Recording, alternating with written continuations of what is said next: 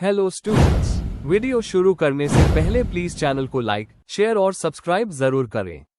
एक important information, अगर आपको इस वीडियो के नोट्स चाहिए तो डिस्क्रिप्शन बॉक्स में दिया गया डाउनलोड लिंक चेक करें।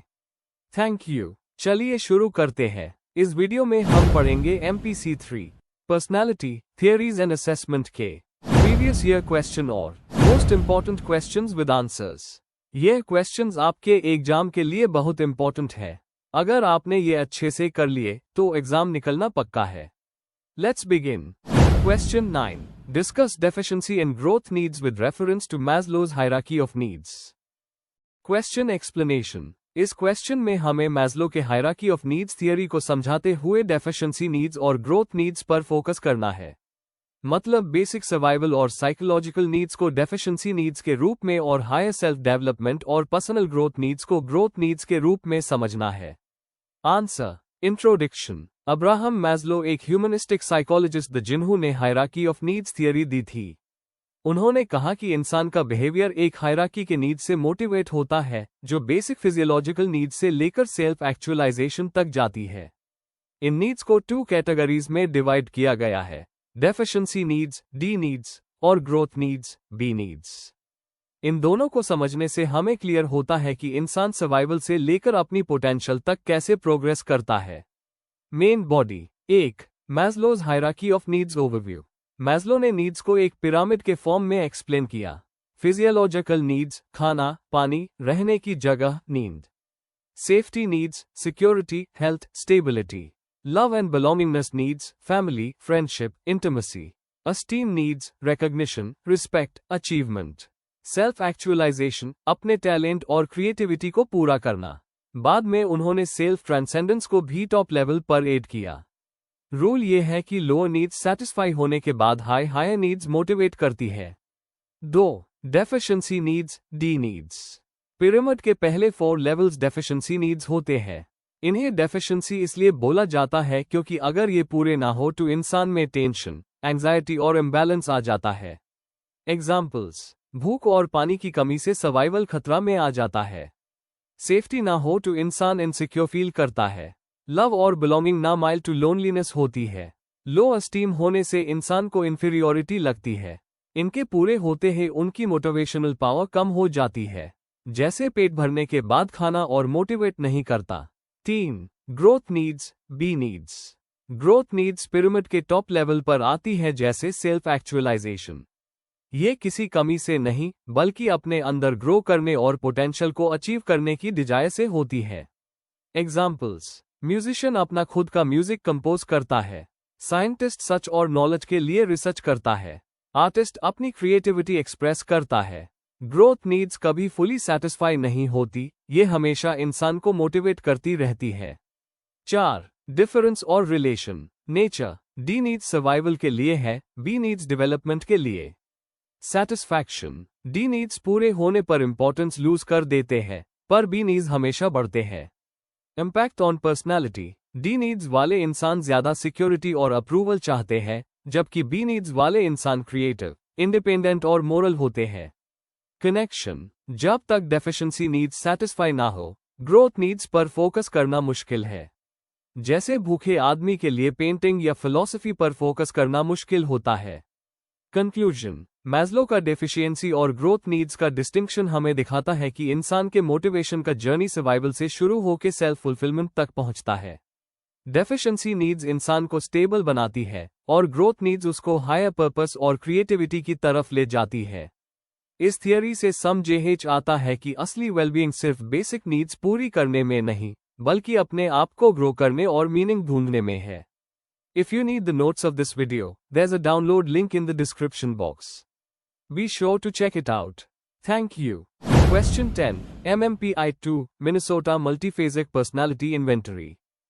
Question explanation. इस क्वेश्चन में हमें MMPI-2 को एक्सप्लेन करना है, जो एक साइकोलॉजिकल टेस्ट है पर्सनैलिटी और मेंटल डिसऑर्डर्स को एसेस करने के लिए।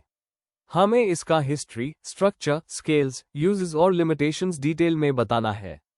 आंसर। इंट्रोडक्शन। MMPI-2 यानी मिनेसोटा मल्टीफेजिक पर्सनालिटी इन्वेंटरी 2 एक बहुत ही फेमस और स्टैंडर्डाइज्ड टेस्ट है जो पर्सनालिटी ट्रेट्स और साइकोलॉजिकल डिसऑर्डर्स को मेजर करता है। इससे सबसे पहले हैथवे और मकिनली ने 1943 में डेवलप किया था और 1989 में रिवाइज करके MMPI-2 बनाया गया। ये टेस्ट साइकोलॉजिस्ट्स और साइकाइट्रिस्ट्स को डायग्नोसिस और पर्सनैलिटी समझने में मदद करता है। इस आंसर में हम इसका बैकग्राउंड, स्ट्रक्चर, स्केल्स, यूजेस और लिमिटेशंस पढ़ेंगे। Main body. 1. Historical background and development. सबसे पहला MMPI 1943 में बना था जिससे साइकियाट्रिक पेशेंट्स को ऑब्जेक्टिवली एसेस कर सके। टाइम के साथ लैंग्वेज और नॉर्म्स बदलने लगे, इस वजह से 1989 में MMPI-2 लॉन्च किया गया। MMPI-2 के बाद MMPI-2 RF रिस्ट्रक्चर्ड फॉर्म और MMPI-A एडोलेसेंट्स के लिए भी बनाए गए। 2. Structure of MMPI-2। MMPI-2 में 567 ट्रू फॉल्स टाइप क्वेश्चंस होते हैं जो पर्सनैलिटी और साइकोपैथोलॉजी एसेस करते हैं। टेस्ट को कंप्लीट करने में 60 to 90 मिनट्स लगते हैं। इसके आंसर्स को स्कोर करके एक प्रोफाइल बनाई जाती है। 2 मेजर टाइप्स के स्केल्स होते हैं, वैलिडिटी स्केल्स और clinical scales. 3. Validity scales. Validity scales यह चेक करते हैं कि रिस्पोंडेंट ऑनेस्टली और कंसिस्टेंटली आंसर कर रहा है या नहीं। लाई स्केल। बंदा अपने आप को ज्यादा पॉजिटिव दिखाने की कोशिश कर रहा है या नहीं। F scale. Frequency.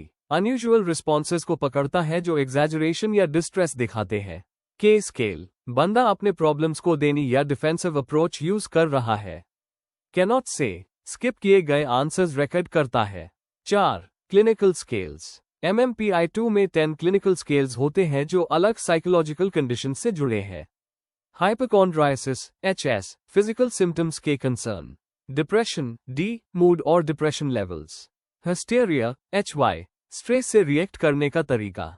Psychopathic deviate PD anti social behaviour और maladjustment. Masculinity femininity MF gender roles और इंटरेस्ट्स। पैरानोया PA सस्पिशियसनेस और trust issues. Psychasthenia PT anxiety, compulsions और obsessions. Schizophrenia SC distorted thinking और perception. Hypermania MA high energy और impulsive behaviour. Social introversion SI shyness और withdrawal. 5. Applications of MMPI-2। Clinical use. Depression, schizophrenia, anxiety और personality disorders का diagnosis. Forensic psychology. Court cases में competency और criminal responsibility assess करना। Occupational screening. Police, military और aviation जैसी jobs के लिए साइकोलॉजिकल स्टेबिलिटी टेस्ट करना।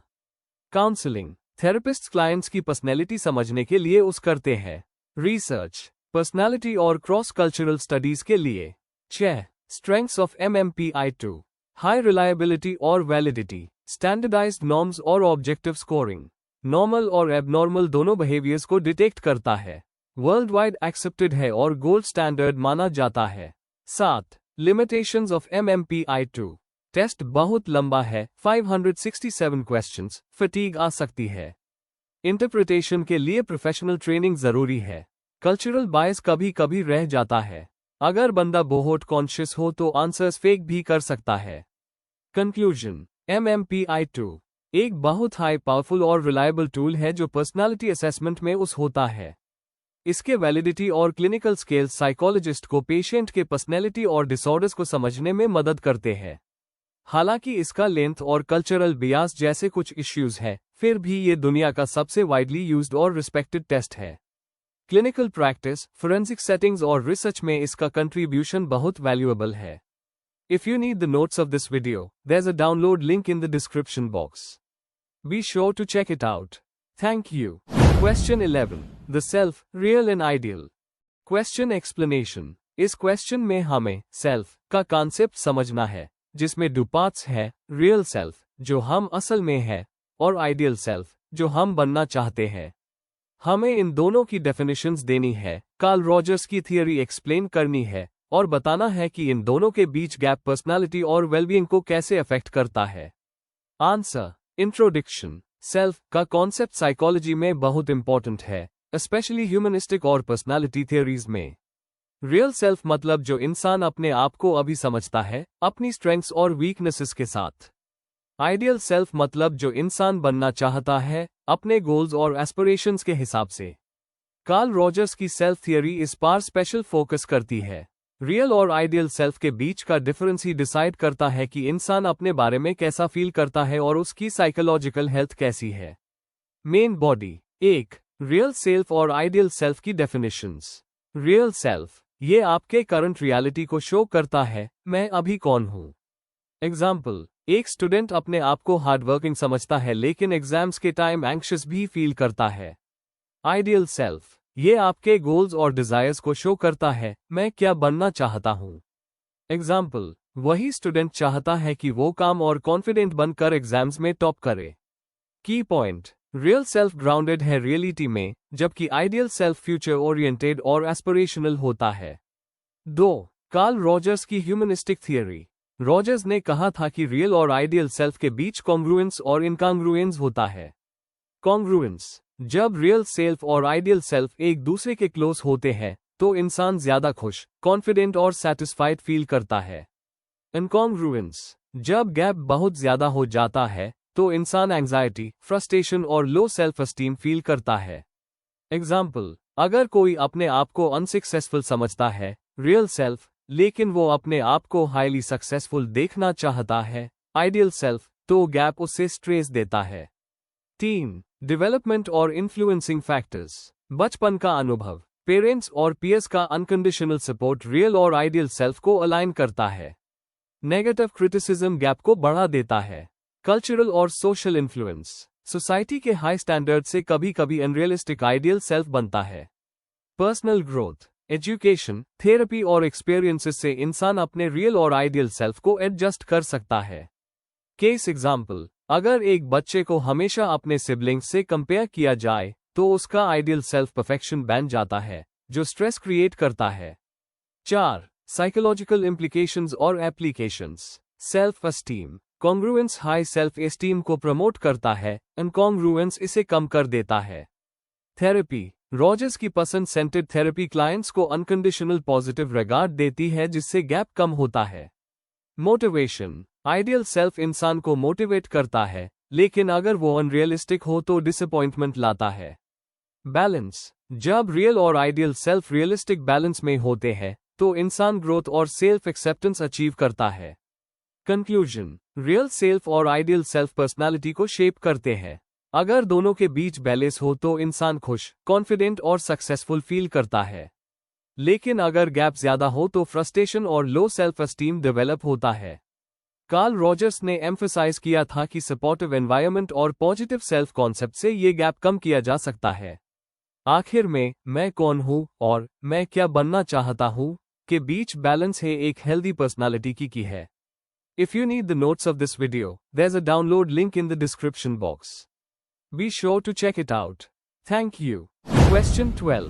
Differences between introverts and extroverts. Question explanation. इस क्वेश्चन में हमें इंट्रोवर्ट्स और एक्सट्रोवर्ट्स के बीच के मेन डिफरेंसेस समझने हैं। मतलब उनके personality traits, behaviour, social interaction style और इमोशनल टेंडेंसीज को कंपेयर करना है। साथ हाई साइकोलॉजिकल थियरीज जैसे जंग और बिग 5 का रेफरेंस देना है।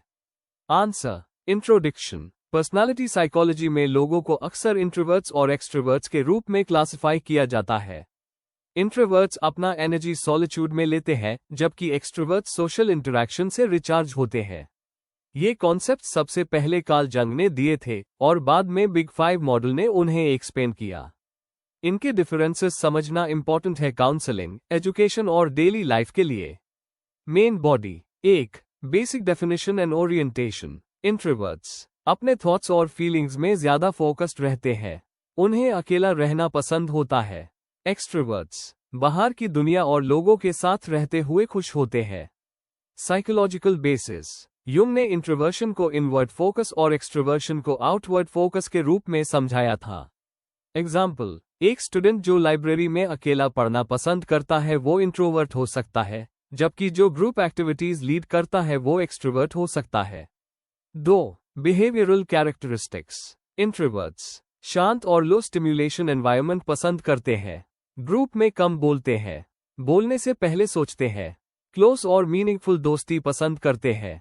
एक्सट्रोवर्ट्स बहुत एक्सप्रेसिव और बातचीत करने वाले होते हैं। भीड़ में कंफर्टेबल फील करते हैं। स्पॉन्टेनियस रहते हैं। नेटवर्किंग और ग्रुप एक्टिविटीज एंजॉय करते हैं। 3. Emotional and cognitive traits. Introverts self aware और इंट्रोस्पेक्टिव होते हैं। कभी कभी शाय लगते हैं लेकिन थॉटफुल रहते हैं। फ्यूअर फ्रेंड्स लेकिन डीप कनेक्शन बनाते हैं। एक्सट्रोवर्ट्स इमोशंस ओपनली एक्सप्रेस करते हैं। एनर्जेटिक और एंथुजियास्टिक रहते हैं।